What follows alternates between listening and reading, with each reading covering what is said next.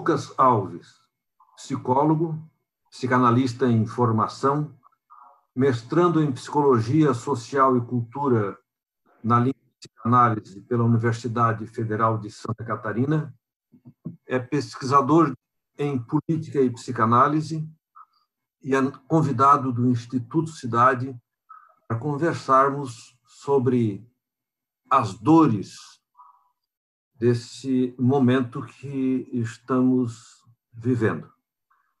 Lucas, o país entra e sai de confinamento. O país tem a maior parte das suas autoridades recomendando os cuidados e cautelas como deve ser. O país tem o governo federal na contramão dos governos do mundo, de esquerda ou de direita, dizendo que não corremos tantos riscos, enfim, mitigando uma doença que é ameaçadora. Com isto, nós temos perdas da proximidade dos amigos, da circulação social, da segurança diante de uma voz de comando que dê as recomendações técnicas de saúde adequadas. Como tu compreendes o momento que estamos vivendo? Oi, Léo, boa noite. Prazer estar aqui conversando contigo sobre um assunto tão delicado, mas necessário no momento, né? Que é essa dimensão do luto e de todas as perdas que nós estamos tendo que lutar, e a relação com a política, né? Como tu acabou de trazer. Sim, nós temos realmente muitas contradições no plano governamental, diretrizes que não são claras, governos que, ora, mandam restringir o comércio, ou a circulação de pessoas, ora flexibiliza, então as pessoas não sabem como agir. Na esfera federal, nós temos um presidente que age com desdém, com escárnio, diz que é só uma gripezinha, e nesse gesto, além de desorientar as pessoas quanto aos procedimentos corretos, ele falta com respeito com o luto de milhares de pessoas que não estão podendo proporcionar um velório, enterrar seus familiares, como nós observamos recentemente em Manaus, covas comuns sendo abertas, as pessoas não podendo ver se o seu parente estava realmente sendo enterrado. E isso gera efeitos muito nocivos e que nós já podemos ver agora, né? Nós nem precisamos esperar o pós-pandemia. Porque, por exemplo, em Manaus mesmo, várias pessoas tentaram abrir caixões para ver se seus parentes estavam realmente sendo enterrados ali.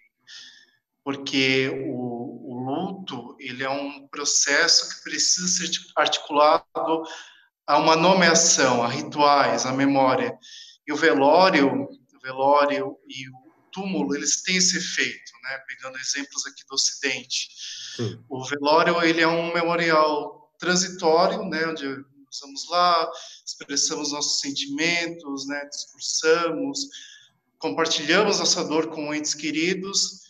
E o túmulo é um local, é um memorial permanente, onde nós colocamos flores, velas, mensagens, pedras, pensando agora nos memoriais do Holocausto, por exemplo, as pessoas colocam pedras. Então, o trabalho de luto, ele precisa vir acompanhado desses rituais de passagem.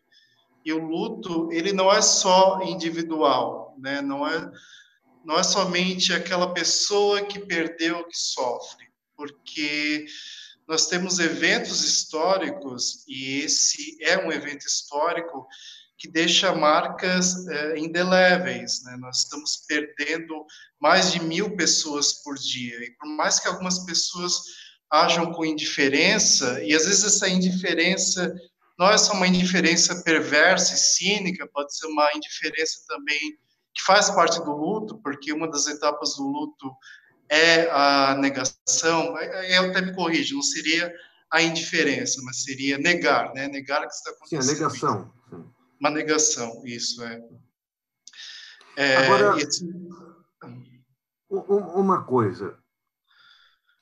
Nós temos na vida cotidiana uma espécie de certeza para o dia seguinte. Quando a vida está normal, nós consideramos o futuro como mais ou menos certo. Nós não ficamos fazendo as contas do advir. Bem, com os atropelos todos que estamos tendo, nós perdemos a certeza do que ocorrerá. Nós não temos um panorama futuro tranquilo. Uhum. Se há um luto por todas as perdas, há uma angústia diante de tanta incerteza.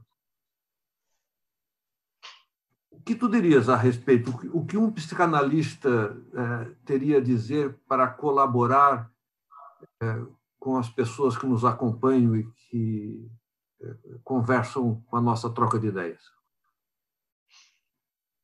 Entre o luto e a angústia, bom, essa é uma relação bem complexa, cheia de nuances, né? O Freud, ele tem um texto que se chama Luto e Melancolia, escrito em 1917, que eu acho importante ressaltar que é o período da Primeira Guerra Mundial, onde muitas pessoas morriam nos campos de batalha e não podiam ser veladas e enterradas por seus parentes, né? Então, nós podemos pensar que numa rotina onde as pessoas vão para o seu trabalho e até esperam que algumas mortes ocorram, que um parente adoentado morra, né? Nós temos um certo controle da situação, né? Há sempre o descontrole porque é sempre o acaso, é sempre o descontínuo, cortes que não são previstos, mas a gente consegue manejar melhor o hoje e prever o amanhã. Agora não, o amanhã ele é totalmente incerto. Aqui em Florianópolis, por exemplo, amanhã um novo decreto entra em vigor, onde vários estabelecimentos que estavam abertos vão voltar a fechar, e isso vai alterar a rotina das pessoas. Só pegando um exemplo aqui local. Então, essas certezas, elas nos dão uma certa segurança, nós sabemos por onde vamos caminhar, quais são os percalços possíveis, e sem essa segurança, a angústia ela acaba se amplificando, porque a angústia é essa ausência de certezas, né? A angústia ela tem uma relação muito próxima com a morte. Então, se nós não sabemos se daqui a uns 2 meses nós teremos o nosso emprego, e perder um emprego é uma morte simbólica para muitas pessoas, né? Perder dinheiro é uma morte simbólica, tanto que o índice de suicídio com a queda da Bolsa de Valores em 29 foi altíssimo. Nós, enfim, não sabemos se vamos perder algum parente próximo, né? E isso gera angústia, porque ela corta esse tecido da certeza, né? Do planejamento. Então, uma questão. A casa, que normalmente é o nosso refúgio, ela está sendo um lugar de curtir o desconforto. A casa acabou sendo um espaço de confinamento, já que nós estamos lá não por gosto, mas por obrigação.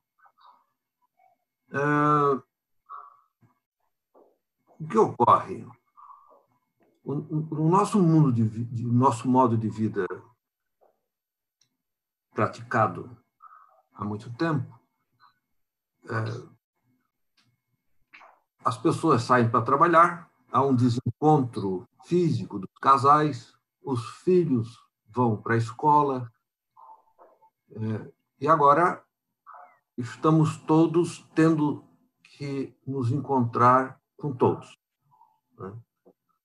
Filhos estão percebendo como são seus pais no dia a dia, os pais estão tendo que ver que seus filhos são mais do que aqueles momentos depois da aula e de outras atividades.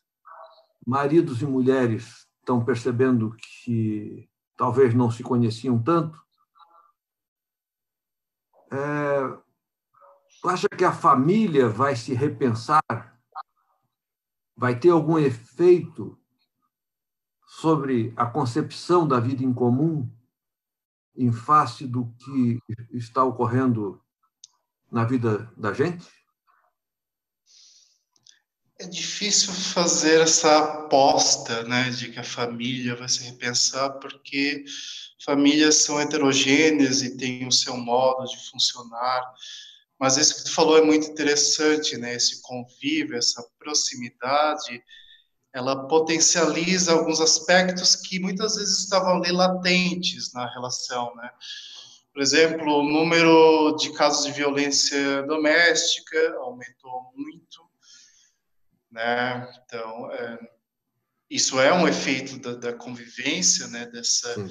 insuportabilidade do outro tão presente, inexoravelmente presente no nosso lar, né? Que é o nosso espaço de intimidade, né? Onde a gente fica mais à vontade. Quando tu compartilha isso com outras pessoas, é um tanto invasivo, né? Se abrir para o outro, dividir algo com o outro, sempre implica em abdicar algo de nós, né? Da nossa intimidade. Então, isso acaba sendo muito perturbador e trazendo alguns afetos à tona. Em psicanálise, amor e ódio estão sempre presentes. Então, por mais que uma família, enfim, se ame, né, em todo o seu conjunto, todos se amem, o ódio, ele pode surgir, ele pode vir à tona. E com ódio, Tu agressividade, colocas, violência. porque tu colocas uma coisa que é o pensamento circulante, que a casa é o lugar da intimidade. Sim, mas eu já tenho dúvida que a casa seja o lugar da privacidade. Na medida que sim, você fecha a porta, você deixa muitos dos outros lá fora. Mas, em geral, as pessoas compartilham um quarto, compartilham um banheiro, compartilham a mesa.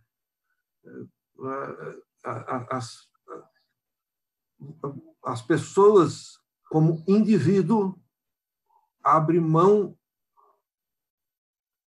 da sua privacidade para possibilitar a convivência. E eu faço as contas sobre o fato de, na medida que esta privacidade invadida passa a ser o dia inteiro e todo dia, eu suponho que o estado de tensão doméstica aumenta. E não tem desafogo, porque não tem saída. Então, é uma conta que eu tenho feito e que eu suponho que vai refletir, de algum modo, na leitura que as próprias crianças dentro de casa fazem das circunstâncias novas que estão vivendo e deixam de subjetivar um tipo de vida para subjetivar um tipo de vida familiar tenso. Tão tenso que, como relataste, e é fato, tem aumentado, incidido em grande número de violência doméstica e de divórcio, o que faz com que, de fato, as pessoas estejam se encontrando com circunstâncias outras que têm levado a comportamentos outros. Quer dizer, a psicanálise tem pensado sobre como se instala em nós todos estas circunstâncias tensas que as famílias estão vivendo? Sim, sim. Recentemente eu estava vendo um vídeo do psicanalista Christian Dunker tratando justamente desse assunto, né? Porque agora tem adultos fazendo home office, né? Crianças tendo aulas virtuais. Então, para uma criança que está num processo de subjetivação, como tu falaste, fica, às vezes, confuso identificar o que é da ordem do público e do privado, né? O que é da ordem da sociabilidade extrafamiliar, né? Porque a criança ela está tendo aula, interagindo com outras crianças no espaço da sua casa. A escola seria um espaço para um outro tipo de socialização, que quebre um pouco com aquela rotina, com aquela norma, com aquela maneira de funcionar que a família tem. Isso é imprescindível para que alguns laços sejam desatados e outros sejam feitos. Então, eu não tenho dúvida que isso terá efeito no modo como algumas dessas crianças vão perceber o outro e a vida em sociedade. Há um tempo que, bom, a gente vive essa dificuldade de demarcar o que é o público e o que é privado, né?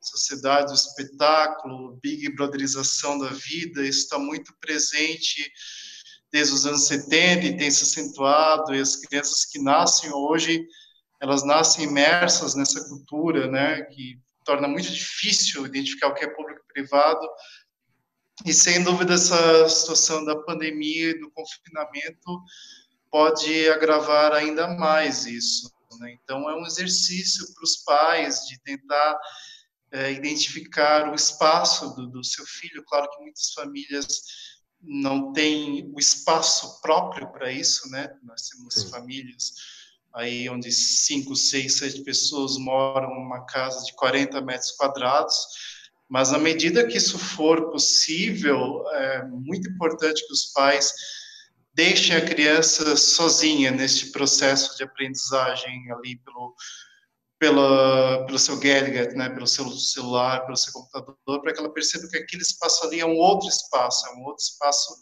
de convívio e de subjetivação, que se relaciona com a família, mas não é uma extensão da relação familiar.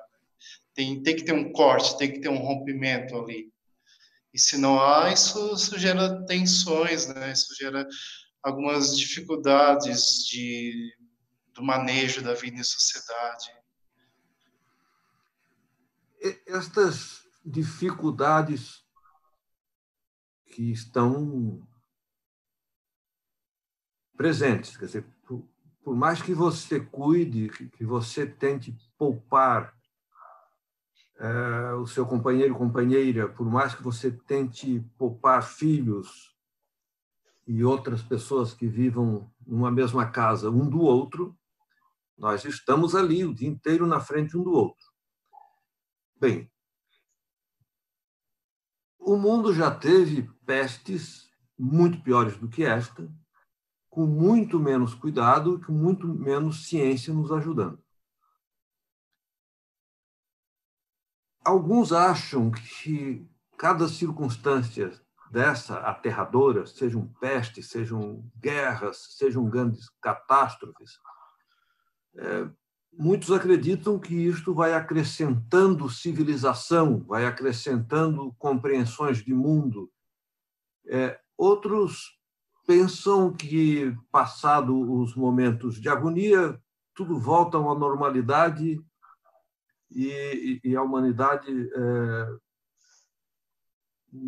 não registra nada dos acontecimentos para levar isso para o futuro e construir circunstâncias de vida melhores. Tu achas que as pessoas sairão melhores ou sairão piores? Quer dizer, as pessoas ficarão mais sensíveis umas às outras, ficarão mais solidárias, ou, passado isto, cada um que se vire e a pequena solidariedade possível que seria possível acrescentar não vai dar em nada. Como pensa isso? Eu acho que no momento nós já temos muitos indícios das respostas, né? Nós temos sim pessoas que estão se mobilizando, se solidarizando, participando de projetos de entrega de alimentos, de entrega de máscaras, e doando para ONGs, se mobilizando na internet ou em espaços públicos quando possível, né? Mas, ao mesmo tempo, nós temos uma parcela significativa da população que age com descaso, age com indiferença, né? Esse final de semana, por exemplo, nós tivemos praias lotadas, nós tivemos o maior parque temático do Brasil com lotação recorde, o Beto Carreiro Road, aqui perto de nós. Então, nós temos uma grande parcela da população que está agindo como se nada tivesse acontecendo. Tem um caso muito simbólico, para não ficarmos apenas em exemplos aqui do Brasil, que quando acabou a quarentena em Paris, uma loja de grife, ela estava com uma fila na sua frente, né, de pessoas querendo consumir. Isso vai de encontro à perspectiva e à aposta de algumas pessoas de que todo mundo ia repensar os seus valores de consumo e promover um consumo mais consciente. Não, as pessoas são heterogêneas, elas se prendem a alguns discursos e alguns modos de vida e alguns eventos poderiam fazê-las mudar o seu posicionamento, né? Repensar a sua responsabilidade ética com o outro, com o coletivo, né? A sua implicação política. Mas isso nem sempre acontece, né? Nós estamos lidando com sujeitos singulares que se constituem de uma maneira muito singular e que podem sim mudar, muitas transformações ocorrem, e o luto, como eu já havia comentado, é um desses processos que pode ser transformador, desde que ele seja elaborado, desde que ele seja trabalhado por um coletivo, trabalhado politicamente, mas também pode ser algo que passa incólume e não se desdobra em novos modos de viver e se relacionar com o outro. Lucas, uma das coisas que tem se acentuado no mundo, em algumas partes dele em particular, e no Brasil de modo exagerado, são os ódios circulantes nas mídias sociais. Há uma parcela da população que está abismada com o que ocorre e há, pelo menos, mais duas partes que se xingam o quanto pode, que se atribuem incompetência, desgraça, ignorância, conspirações.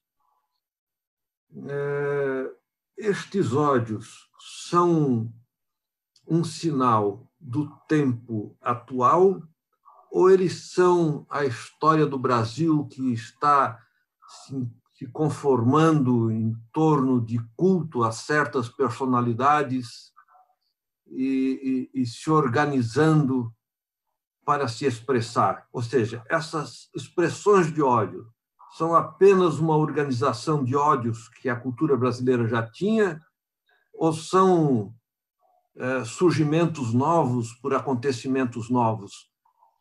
Que pensas? Que reflexões tens aí? Sim, interessante questão. O ódio ele pode ser mobilizado como um afeto político e acho que o governo Bolsonaro é muito eficaz nisso, né?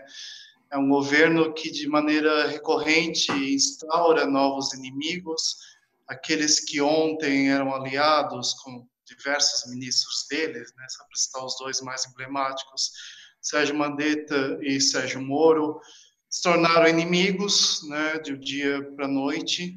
Então, é um governo que se mobiliza pela cisão, pela instauração de um outro que precisa ser eliminado e que promove afetos de ódio e de tristeza, eu diria, porque é uma política que não celebra a vida, que não honra a vida.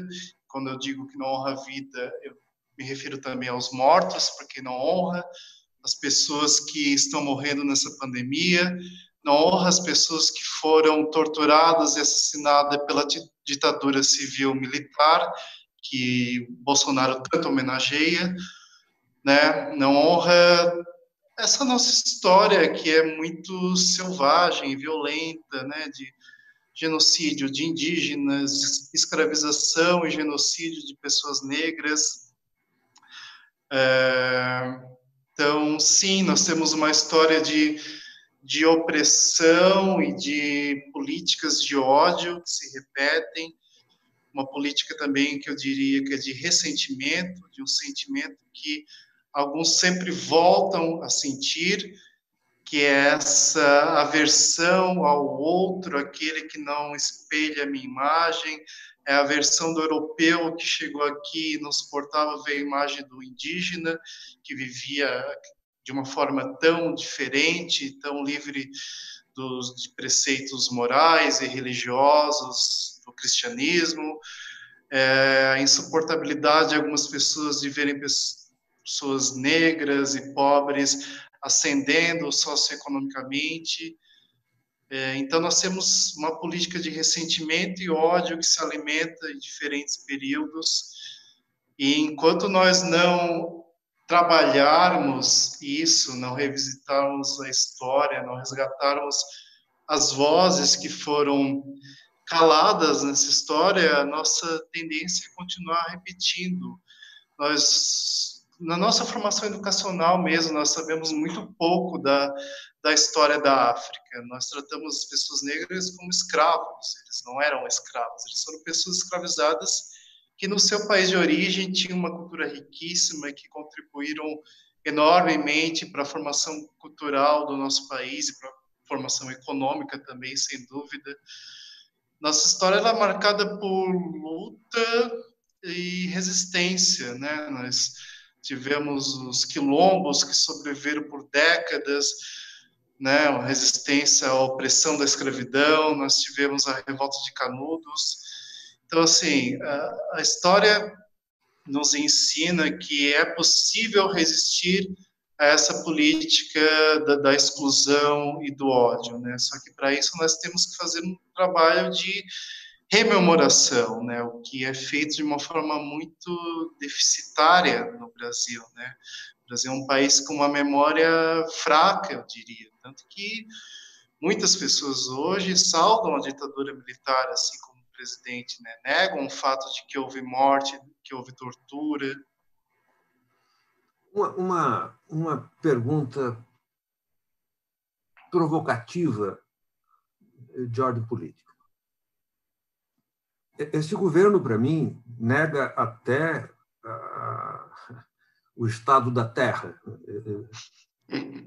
que é fotografada como redonda, filmada como redonda. Um ministro desse governo já esteve no espaço, né? Um ministro da Ciência e Tecnologia, ele já viu que a Terra é redonda, já deve ter informado isso para o seu presidente. É um país que tem governantes que negam a ciência, negam a ciência que está incipiente. A ciência não tem 200 anos de história no sentido da ciência atual. Sim, já houve produções científicas outras, mas a ciência começou a se espalhar pela sociedade, passou a ser um valor muito recentemente. Esse governo nega a ciência, nega a esfericidade da Terra, nega a história, nega direitos, sem dúvida nenhuma. Agora, tu tens uma expressão que é ela que eu queria provocar. Quer dizer, nós precisamos fazer alguma coisa. Nós quem? Por que eu pergunto nós quem? Porque, assim, eu vejo essa direita reacionária, violenta, negar isso tudo. Por outro lado, o que no Brasil se chama de esquerda, e que eu chamo de esquerda de direita, essa esquerda nega que roubou, nega que nomeou gente demais, nega que falsificou situações, inclusive de dados de pobreza. Por exemplo, se considerava em situação de miséria quem ganhava até tanto. O governo retrasado baixou este valor, consequentemente, dá uma ideia de que pessoas subiram. Não, é um truque contábil. Ou seja, também o governo retrasado nega uma série de coisas. Aí as pessoas que seguem este grupo político negam que aquele governo negou. As pessoas que seguem o grupo político atual negam que este governo está negando. Quer dizer, eu não vejo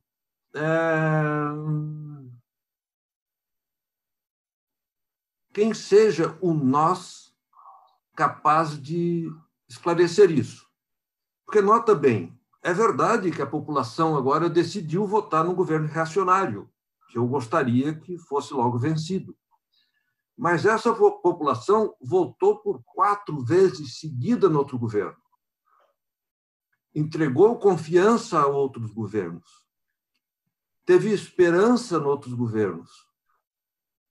E, de repente, essa população entendeu que a própria ideia de política estava sendo desmoralizada. A própria ideia de confiança estava sendo desmoralizada. E todo mundo nega tudo. Eu não vejo pessoas assumindo, erramos, vamos consertar, desculpa aí, vamos trocar as coisas. Eu vejo que cada grupo destes mais exacerbados nega o outro e nega seus próprios procedimentos inadequados.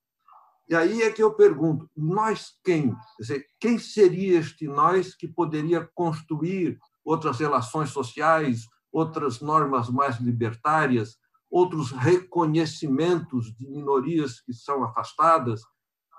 Quem poderia construir trânsitos mais democráticos para o Brasil? Então, eu vou evitar citar nomes ou partidos ou representantes políticos, porque a partir do momento que a gente nomeia uma liderança, nós começamos a apostar nela, apostar que ela nos represente, que ela faça a diferença, né? Então eu gosto de manter esse nós indeterminado. Esse nós, ele está em constante, precisa estar em constante reformulação, porque senão tu cai naquela dicotomia, nós e eles, essa cisão que já está instaurada no país há um bom tempo, né? Então, esse nós, ele se constrói na possibilidade de novos diálogos, novas alianças, mas mantendo sempre em mente que a história precisa ser resgatada, né? Não só essa história que colocou a extrema-direita hoje no poder, né? Que é essa história de negação dos genocídios, da política de morte, mas também, como tu comentaste, a história da corrupção que permeia a constituição das relações brasileiras, né? Corrupção começa na colonização, se perpetua nas capitanias hereditárias, depois com a chegada do Império, a nossa história é uma história de corrupção. E isso também só se resolve, só se elabora, se para de repetir a partir do momento que as pessoas fazem esse movimento de leitura do passado, de tentar identificar quais foram os nossos erros para que as políticas e as formas de relação possam ser reformuladas, né? Então, eu não vou apostar em nenhuma personalidade. Prefiro deixar isso em aberto, né? Para que eu concordo contigo. se reinvente na história. Sim, eu concordo contigo. Quer dizer, se nós identificarmos um nós capaz de salvar o nós todos, estamos repetindo um erro que é acreditar em heróis, acreditar em salvadores, acreditar em Messias. Em um Messias a quem entregaríamos a responsabilidade de nos conduzir e, com isso, abriríamos mão da responsabilidade de nos conduzirmos a nós próprios. Votei naquele governo, o governo que resolve o problema, como se não fora eu próprio o responsável pelo espaço em que alcança a minha voz, a minha mão, o meu esforço, como se cada um de nós não tivesse que fazer esta construção do país, como se cada um de nós não fosse parte. Eu sempre cito, já citei nessas entrevistas mais de uma vez, Ortega y Gasset, que coloca, dizer, nós somos nós em nossas circunstâncias. Se não cuidamos das circunstâncias em que estamos metidos, não cuidamos de nós. Então, Lucas Alves, o Instituto Cidade agradece muito a oportunidade de ter conversado contigo. Gosto muito das tuas posições, da tua tranquilidade diante da hostilidade do mundo. Sempre fazes uma leitura muito equilibrada. Queria aproveitar para pedir para todo mundo que acompanhar esse vídeo que, por ajuda a divulgá-lo, que, por favor, se inscreva no canal Instituto Cidade. Nós somos e seremos um espaço de conversas inteligentes, de reflexões sobre o mundo, e gostaríamos que quem acha que isso é um valor nos ajude a levar este valor adiante. E deixo contigo a palavra, Lucas, para as tuas expressões finais, com muito agradecimento por estares aqui conversando com a gente. Agradeço também, Léo, pelo convite, pelas perguntas instigantes, pelo bate-papo rico, cheio de nuances. Então, muitos intelectuais e artistas têm falado que essa pandemia talvez provoque o fim de um capitalismo neoliberal mais predatório e que as pessoas vão ficar mais solidárias. Eu não apostaria em mudanças tão radicais, mas eu aposto nas pequenas mudanças, porque elas demoram um tempo para acontecerem. É preciso um tempo de elaboração. Assim como o luto, ele demanda esse tempo, esses rituais, essa necessidade de nomear e revisitar uma história. Qualquer mudança no plano coletivo e político, ela demanda também um tempo, ela demanda gestos que se desdobram em novos gestos. Eu acho muito interessante, por exemplo, o modo como aquele incidente terrível do George Floyd, né, assassinato, desencadeou uma insurgência dos movimentos antirracistas pelo mundo, e as pessoas estão se questionando, estão se mobilizando, estão derrubando estátuas de escravagistas e de políticos, como o rei Leopoldo II, que foi responsável pelo genocídio de pessoas negras. Então, assim, são gestos que vão se articulando em rede e fazendo as mudanças acontecerem, mas mudanças tão drásticas como que esses intelectuais defendem não vão acontecer de um dia para o outro, porque os modos de relação eles se ritualizam mesmo diante de cenários novos, mas eu acredito que coisas boas podem brotar desse momento triste e trágico para a humanidade, né? Mas nós temos que dar tempo para que isso aconteça. Bom, é isso. Finalizo por aqui. Obrigado.